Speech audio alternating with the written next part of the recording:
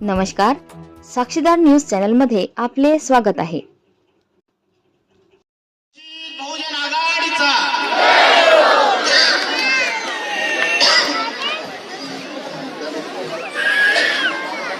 वंचित बहुजन आघाडीचा वंचित बहुजन आघाडीचा सुजात दादा आंबेडकर आप आगे बढ़ो, सुजात दादा आंबेडकर आप आगे बढ़ो। डॉक्टर बाबासाहेब आंबेडकरांच्या डॉक्टर बाबासाहेब आंबेडकरांच्या वंचित बहुजन आघाडीच्या यानंतर आंबेडकर घराण्याचे वारस आणि वंचित बहुजन आघाडीचे फायर ब्रँड नेता सन्माननीय सुजातदादा आंबेडकर यांना मी विनंती करतो की यांनी आपला संबोधित करावे। पुनश्च मी तत्पूर्वी सर्वांना विनंती करतो की आपण उद्घोष सुजातदादा आंबेडकर आप आगे बढ़ो, वंचित बहुजन आघाडीचा। यानंतर आपला संबोधित करतील सन्माननीय सुजातदादा आंबेडकर।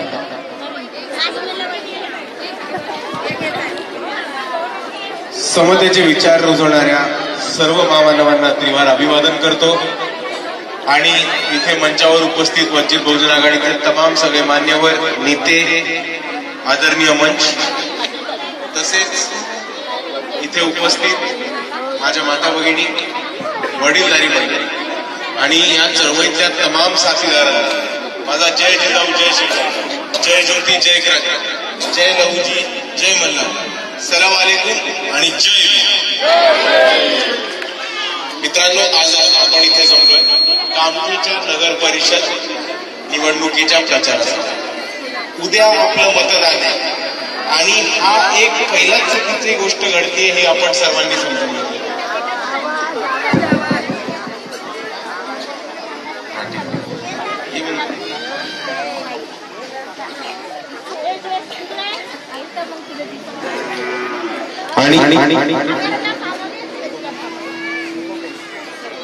आणि आपल्या सर्वांना आठवत असेल तर ह्याच्या आधी कोणतीही निवडणूक झाली तर असं कधीच नाही व्हायचं की आज रात्री 10 वाजता प्रचार चालू होतो, बंद होतो आणि उद्या सकाळी वोटिंग चालू होतं। कमीत कमी 1.5 दिवस आधी हा प्रचार बंद केला जातो, आचारसंहिता लागू केली जाते आणि मग निवडणुकीचा मतदान होतं। पण आज इथे भाजपने अशी परिस्थिती केली आहे की रात्री 10 पर्यंत प्रचार आणि उद्या सकाळी 6 पासून मतदान, 7 पासून मतदान चालू। आता भाजपने नेमकं हे केलंय कारण त्यांना या निवडणुकीमध्ये माहितीये की जनाक्रोश त्यांच्या विरुद्ध आहे। त्यांना माहितीये की तुम्ही सगळे त्यांना मतदान नाही देणार आहात आणि त्यांना जसं माहितीये की तुम्ही सगळे त्यांना मतदान नाही देणार आहात, इतर बस्तीतली लोक, इतर एरिया मधली लोक सुद्धा भाजपला मतदान देणार नाहीयेत। आज अशी परिस्थिती झाली आहे। पण भाजपला जिंकायचंय, कमळाबाईला तर निवडून यायचंय। मग कमळाबाई काय करते? पैसा वाटते आणि पैसा वाटण्यासाठी त्यांनी निवडणुकीचा प्रचार आज 10 पर्यंत ठेवलाय। म्हणजे जेव्हा त्यांचे LED व्हॅन, त्यांच्या भोंग्याचे रिक्षा, त्यांचे कार्यकर्ते येतात तेव्हा ते नुसते येत नाहीत, ते आपल्या बाबासाहेबांच्या वस्तीमध्ये गांधीजी घेऊन येतात। ही परिस्थिती आपण सर्व समजू आणि आता हे आपल्या सर्वांवरती आहे की आपण गांधीजी घेणार की नाही घेणार, का त्यांना ठामपणे सांगणार आम्हाला गांधी नको, आमच्या घरामध्ये बाबासाहेब आहे। आणि दुसऱ्या बाजूला मला अजून एक गोष्ट म्हणायची की गांधीजी घेतले तर घेतले, कारण हिरव्या गांधीवरती बऱ्यापैकी या देशातल्या सगळ्या गोष्टी आणि आपल्या सगळ्या गोष्टी चालतात। पण हिरवा गांधी घेतला तरी घेतला, आपलं मत गांधीजी घेतल्यानंतर ही बाबासाहेब आंबेडकरांनाच करायचं आणि आपलं मत हे वंचित बहुजन आघाडीलाच करायचं। आणि मित्रांनो, दुसऱ्या बाजूला अजून एक गोष्ट समजून घ्या की आज बऱ्याच लोकांना असा गैरसमज आहे आणि बऱ्याच लोकांना वाटतं की आमदारकीच्या, खासदारकीच्या या निवडणुका महत्वाच्या राहतात आणि ह्या निवडणुका मोठ्या राहतात। पण एक गोष्ट आपण सर्वांनी समजून घेतली पाहिजे की जर आपल्याला स्थानिक स्वराज्यामध्ये, संस्थेमध्ये जाऊन विकास करायचा असेल आणि जर आपल्याला स्थानिक पातळीवरती आपला विकास करायचा असेल तर आपल्याला आपल्या हक्काचे नगरसेवक निवडून आणून आपण स्थानिक स्वराज्य संस्थेमध्ये सत्ता मिळवणं सुद्धा गरजेचं आहे. आणि दुसऱ्या बाजूला ज्यांना वाटतं की इकडचा खासदार मोठा आहे, इकडचा आमदार मोठा आहे, तुम्हाला नुसता एक प्रश्न मला विचारायचा आहे की तुम्हाला माहितीये आमदार याची निधी किती असते? 2 कोटी. तुम्हाला माहितीये खासदाराची निधी किती असते? 5 कोटी. पण जर आपला नगर अध्यक्ष निवडून आला आणि ह्यांनी ठरवलं की आज दलित वस्तीचा विकास करायचा, आणि दलित वस्तीच्याच विकासाचा निधी एका नगर परिषदेचा किती असतो माहितीये तुम्हाला? 15 कोटीहून जास्त. आता तुम्ही मला सांगा, हा 5 वाला मोठा, 10 वाला मोठा, 2 वाला मोठा का 15 वाला मोठा? 15 वाला. आणि म्हणून लोकसभेला जे झालं ते झालं, विधानसभेला जे झालं ते झालं. 2 वाले 5 वाले उडत गेले. आपल्याला आता 15 वाला आपला निवडून आणायचा आहे. आणि म्हणून मी आपल्या सर्वांना विनंती करतो की आपलं मत हे वंचितलाच द्यायचं. आणि दुसऱ्या बाजूला अजून एक गोष्ट समजून घ्या मित्रांनो, की ह्या निवडणुकीमध्ये आपल्याला आपल्या भागातला विकास करणं हे सर्वात महत्वाचं. आपल्या सर्वांना माहिती आहे की लोकसभा होऊन 1.5 वर्ष झाला, विधानसभा होऊन 1 वर्ष झाला, तरी आपल्या कामठीमध्ये, आपल्या रमाई नगरमध्ये कोणीही आमदार खासदार येऊन विकास कामाची योजना आणि विविध सुविधा उपलब्ध करायला आलेले नाहीयेत. आपले आमदार खासदार हे महालामध्ये राहतात, बंगल्यामध्ये राहतात आणि त्यांच्याच गार्डनमध्ये, त्यांच्याच स्विमिंग पूलमध्ये असतात आणि ताफा घेऊन येतात, हेलिकॉप्टरनी येतात प्रचाराला.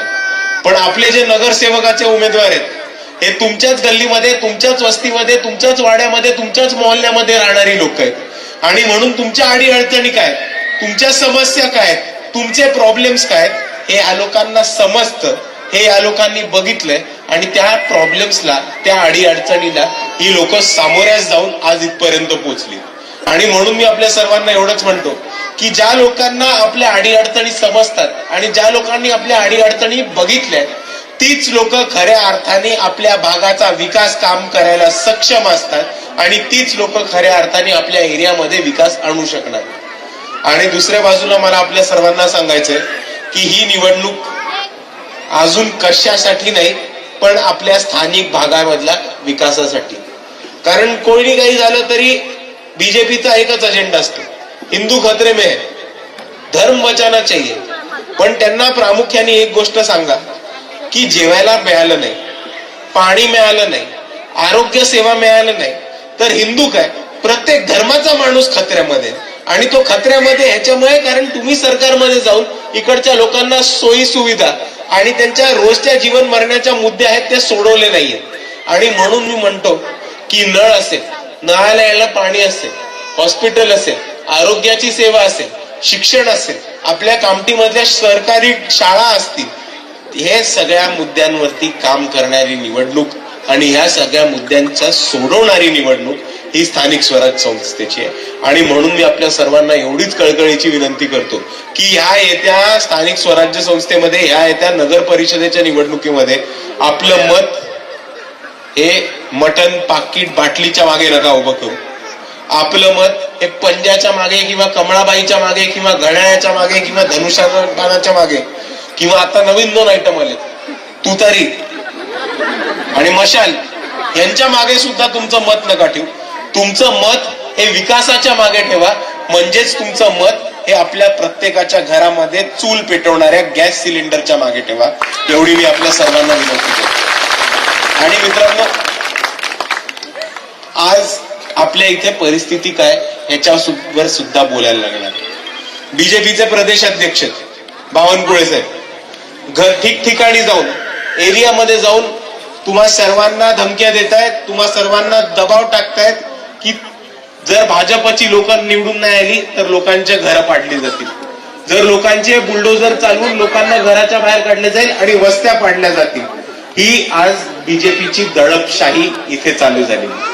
पण मित्रांनो, ह्या दडपशाहीला घाबरू नका, कारण आज आपल्या सर्वांच्या मागे बाळासाहेब आंबेडकर यांची ताकद आहे. आणि जर इकडच्या भाजपला, संघाला, अर्ध्या चड्डीवाल्यांना कोणी खऱ्या अर्थाने अंगावर घेऊन लढत असेल आणि त्यांच्याशी लढत असेल तर ते फक्त आणि फक्त इकडचे आंबेडकरवादी आणि वंचित बहुजन आघाडीवाले. आणि मित्रांनो, अजून एक तुम्ही बावनकुळे साहेबांचं राजकारण समजून घ्या. ते तुमच्या घरावर बुलडोजर चालवायचं धमकी देतात, ते तुमच्या घर पाडण्याचं धमकी देतात आणि तुम्हाला घराच्या बाहेर काढण्याच्या धमकी देतात. पण ह्याच्या मागचं कारण काय? आणि त्यांना हे करायची ऑथॉरिटी कुठे मिळते? की लोकांचे जन्म दाखले नसतात, लोकांकडे डॉक्युमेंटेशन्स नसतात आणि लोकांचे कागदपत्र नसतात. आणि म्हणून मी आपल्या सर्वांना सांगतो की वंचित बहुजन आघाडी जर सत्तेमध्ये आली तर दारिद्र्य रेषेखालच्या तमाम नागरिकांची घरपट्टी आणि नळपट्टी माफ करण्याचं काम हे वंचित बहुजन आघाडी करेल. एका बाजूला घरपट्टी नळपट्टी माफ झाली तर तो एक मुद्दा माफ सोडला, आणि दुसऱ्या बाजूला ह्या ज्या डॉक्युमेंटेशन्स असतात, जन्म प्रमाणपत्र, आपल्या घराची पावती, टॅक्स, तुम्हाला काय वाटतं हे कुठे मिळतं? कुठे बनवून कुठे मिळतं हे सगळं? नगर परिषदेमध्ये. आणि जर वंचित बहुजन आघाडी सत्तेमध्ये गेली तर आपल्या सगळ्यांना कागदपत्र, डॉक्युमेंटेशन आणि जन्म प्रमाणपत्र देण्याचं काम हे आम्ही करू. वंचित बहुजन आघाडी नक्कीच प्रत्येकाला जन्म प्रमाणपत्र देण्याचं काम करेल. पण जर सगळ्यांकडे जन्म प्रमाणपत्र आलं आणि पुढचे कागदपत्र आले तर बेकायदेशीररित्या इथे बावनकुळेंना कोणाचंही घर पाडता येणार नाही, हे आपण सर्वांनी समजून घेतलं पाहिजे. आणि म्हणून मी आपल्या सर्वांना एवढीच विनंती करतो की हक्कानी वंचित बहुजन आघाडीचे नगरसेवक आणि नगर अध्यक्ष बनवा आणि ह्या बावनकुळेचा प्लॅन तमाम फेल करून टाका. आणि ही करण्याची ताकद फक्त तुम्ही मतदार माय माऊली राजांच्या हातामध्ये, एवढी मी आपल्या गोष्टी सांगतो. आणि दुसऱ्या बाजूला मला आपल्या सर्वांना एक सांगायचंय, आणि ही वंचित बहुजन आघाडीसाठी, नागपूर टीमसाठी एक खूप अभिमानाची गोष्ट आहे की जय भीम नाऱ्याचे जनक बाबू हरदास एलेन यांचे नातू आज वंचित बहुजन आघाडीकडनं नगर अध्यक्ष पदासाठी उभे आहेत. आणि आपल्या सर्वांची ही जबाबदारी राहते की आज असा ऐतिहासिक क्षणी जय भीमचा नारा देऊन आपण मतदान करायचं आणि जय भीमचा नारा देऊनच आपण सर्वांनी विजय मिळवायचा. पण मित्रांनो, ह्याच्या बरोबर होणारं राजकारण समजून घ्या. आपल्या इकडे एक ताई आहेत,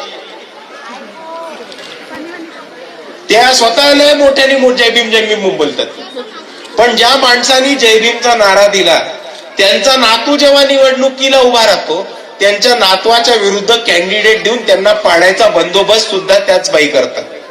आता आपण सर्वांनी समजून घ्या, इतके वर्ष सुलेखाताई कुंभार यांनी भाजपशी सेटलमेंट करून, हातमिळवणी करून भाजप आणि संघाचं पूरक राजकारण कसं होईल आणि भाजप सत्तेत कसं राहील याच्यासाठी आतापर्यंत हातमिळवणी केली होती.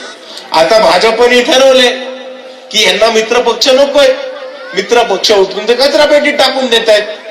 आता एकनाथ शिंदेला बाजूला टाकलं, अजितदादांना बाजूला टाकलं, तर मग रामदास आठवले आणि सुलेखाताई कुठे टिकणार आहेत भाजपच्या दरबारामध्ये?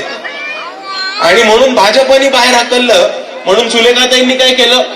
ठीक आहे, तिकीट नाही पाकिट द्या, तिकीट नाही सुटकेस द्या, तिकीट नाही पेटी द्या. आणि सुलेखाताईंनी खोके उचलून वंचित बहुजन आघाडीच्या उमेदवाराला पाडायसाठी एक उमेदवार उभा केलाय. हे आपण सर्वांनी राजकारण समजून घ्या. आणि म्हणून जर सुलेखाताई आणि त्यांचे लोक आपल्या इकडे प्रचाराला आले तर तुम्ही त्यांना ठामपणे म्हणा की जर तुम्ही बाबू एलन हरदास यांच्या नातवाच्या विरुद्धामध्ये कॅन्डिडेट उभा केला असेल तर तुम्हाला याच्यानंतर जय भीम म्हणायचा अधिकार नाही, हे तुम्ही कामठी नागरिकांनी ठामपणे सुलेखाताईंना सांगितलं पाहिजे. आणि हेच राजकारण थांबवण्यासाठी, वंचितांची सत्ता उभी करण्यासाठी आज वंचित बहुजन आघाडी मैदानामध्ये, ज्या ज्या जाती समूहांना, ज्या ज्या वंचित घटकांना आतापर्यंत सत्तेच्या बाहेर ठेवलं होतं त्या सत्तेमध्ये ह्या लोकांना घेऊन जायला. प्रस्थापितांनी ते दार बंद केले तर त्या दारावरती लाथ मारून ते दार तोडून आतमध्ये घुसण्यासाठी वंचित बहुजन आज आघाडी आज मैदानामध्ये उतरली. आणि त्याच पद्धतीने आम्ही कामठीमध्ये सुद्धा लढत होतो. आज जर आपण बघितलं तर दोन ओपन सीटांवरती ओबीसी देण्याचं काम आज वंचित बहुजन आघाडीने केलंय. आणि यादव समाजाला प्रतिनिधित्व देऊन चेतन दादांना सुद्धा उभं करण्याचं काम आज वंचित बहुजन आघाडीने इथे केलेलं आहे. आणि म्हणून मी आपल्या सर्वांना एवढीच विनंती करतो की पाकिट बाटली आणि मटणासारखी मतदान नका करू. तुमच्या घरामधल्या नळाला येणाऱ्या पाण्यासाठी, आपल्या वस्तीमधल्या रस्त्यांसाठी, घराला येणाऱ्या विजेसाठी आणि तमाम विकास कामांसाठी यावेळेस मतदान करा. आणि येणाऱ्या 2 तारखेला सकाळी उठून तयार होऊन मस्त एक चहा टाकून पोलिंग बूथ वरती जायचं आणि पोलिंग बूथ वरती दिल्यानंतर कोणतं बटन दाबायचं? कोणतं बटन? Gas cylinder. आणि सारे नंबर बोलतो. आणि म्हणून आपल्या वंचित बहुजन आघाडीकडनं अमोल दादा उभे आहेत, तसेच कोमल बबन हडकेताई उभे आहेत, डॉक्टर संजय शेंद्रे उभे आहेत, सौलता मेश्राम उभे आहेत, चेतन यादव उभे आहेत, दीपा गजभिये उभे आहेत, शशिकांत तांबेदादा उभे आहेत आणि तसंच वंचित बहुजन आघाडीकडनं नगर अध्यक्ष पदासाठी प्रशांत हंसराज नगरकर हे उभे आहेत. कोमलताई सोडून सगळ्यांचं चिन्ह एक गॅस सिलेंडर आहे. कोमलताईंचं चिन्ह छत्री आहे. आपण सर्वांनी या चिन्हांवरती मतदान करून जास्तीत जास्त मतांनी वंचित बहुजन आघाडीच्या उमेदवारांना निवडून यावं आणि वंचित बहुजन आघाडीचं खातं या नागपूरमध्ये उघडून या नगर परिषदेवरती वंचितचाच आणि बाबासाहेबांचाच झेंडा लावावा, एवढं म्हणून मी थांबतो. जय भीम, जय संविधान.